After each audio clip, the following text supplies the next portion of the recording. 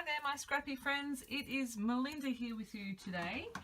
This is my first creation since I got back from the Brisbane Scrapbook Expo, so I'm kind of feeling a bit rusty because I haven't really scrapped anything all by myself for a week, so I'm feeling a little bit rusty, but I saw someone share a very similar page layout to this the other day and was really inspired to pull out some 6x6 papers, and I'm using the Teresa Collins Something Wonderful range. I've got this paper as my background.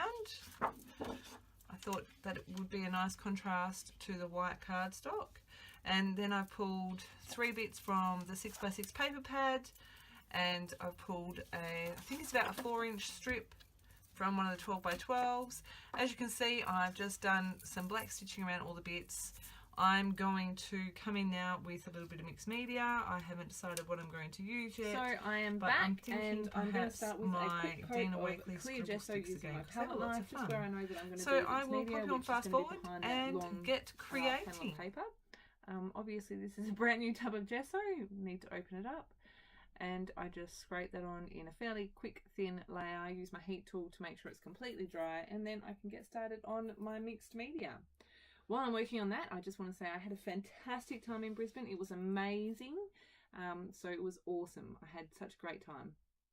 I am full of inspiration and ideas, and I cannot wait to get creating a bit more. So as I mentioned, I'm going to use my Dina Wakley scribble sticks to work on my background. The 2 colours that I'm using here are turquoise and night, I believe, but that might not be right. Let me have a look. Hang on. So I'm just using the packaging technique, just rubbing some colour onto some packaging. Firstly, I'm wetting the scribble stick and then just rubbing it on the packaging and smushing the 2 colours together. I wanted to match the turquoisey aquary colour that's in the collection that I'm using. The 2 colours that I'm using, I will correct myself, are turquoise and sky. So you can see I'm getting way better results when I make sure that scribble stick is wet to start with. And I'm just, like I said, mixing these 2 colours together to get a fairly close match. There's some little hearts in one of the papers, and that's what I'm matching it to. Just mixing the colour up, adding some water, and mushing it down on the page. These scribble sticks are so fun. They're awesome. I love them. Next up, I think I'm going to do my splatters, maybe? Yeah, and you can see that colour's a bit too blue. So I just go back in with some more of the turquoise and add a bit more water, mix it up, and I'm happy with it. Splatter, splatter. I do use a combination of my heat tool and some paper towel to dry out the excess water, just so it dries quicker. I was in the mood to create last night, and I'm really impressed. This video all up was less than an hour long, which is uncommon for me, especially with a mixed media background. So I decided I wanted to bring in some of the red that's in the collection as well. And the colour that I'm using, surprisingly, is called red. I'm just using a couple of different paintbrushes to get a couple of different size splatters. And I love this colour combination, the turquoise and the red. It's beautiful. I especially love it for Christmas.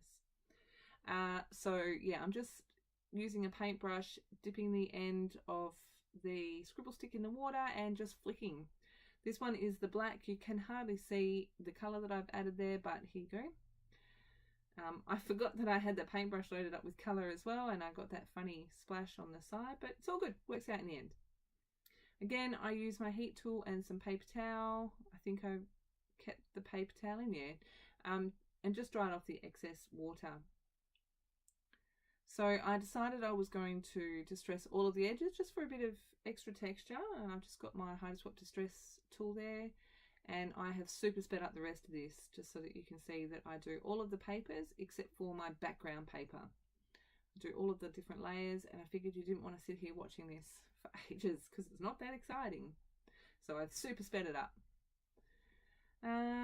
What's next? I think I'm going to, I go to assemble my layer, and of course I run out of tape. So here we go, run out of tape. Got it all fixed, got it all sorted. I ended up stapling those 3 6x6 papers together, and then I just used a little bit of tape behind a couple of the layers. Decided I wanted to mount my photo on some scrap white cardstock. You got a really quick glimpse there. I'd actually cut a title at this piece of white cardstock, and with the border that was on the edge, there was just enough room for me to be able to use that corner and not waste any of it. So yay for awesome scrap savings. So now I'm up to my embellishments. I'm scrapping this photo of my husband and I from his 40th birthday. We had a fabulous evening celebrating, and the title of the page is Celebrate Him, and it was all about celebrating him. We had, like I said, a great night, and it's not often we get half decent photos of us, especially when I'm trying to take a selfie. He doesn't like to smile, but that's okay. He's smiling, I'm smiling. We had a fantastic time, and now I have to tell the story for future generations. Oh, too funny. So I'm just spelling out my title here. I thought I sped this up super fast, but clearly I did not. I muck around with this for a little while, trying to work out where I'm going to put it, and grabbing some other bits and pieces. I wanted to include the numbers 4 and 0. It was his 40th, and I wanted to include that somewhere on the page. I pull a couple of stickers. I think I end up using 3 stickers from this sheet. I don't use any from that sheet. And there's not much more to this page, actually, if truth be told. Excuse me. I did think about adding some brads, but I don't know. I just felt that it was working the way that it was. So I decided to bring that title up there. I think it just looks better popping off that red. A bit more of a contrast. I decided to cut this foam down a bit so that I can tuck that scallop black and white chipboard piece further under.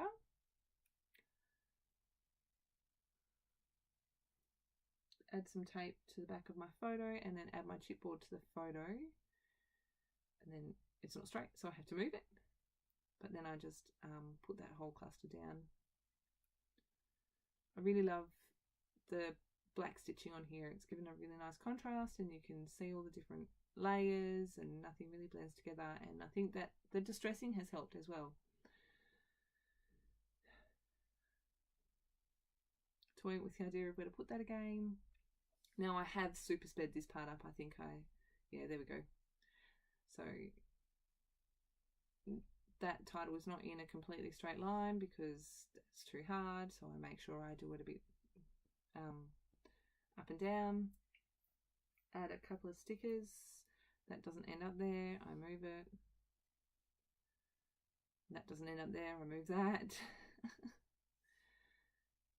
Distressing the layers as well has also given me that extra space around the edges of the layers to add things underneath, to tuck them underneath.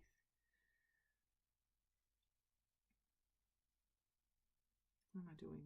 Oh, I'm trying to find a place for that 40. So all that's left for me to do on this page, I do find a place for that 40, and I think it's up above that sticker. I add my journaling, and if you watch closely, you will see that I get the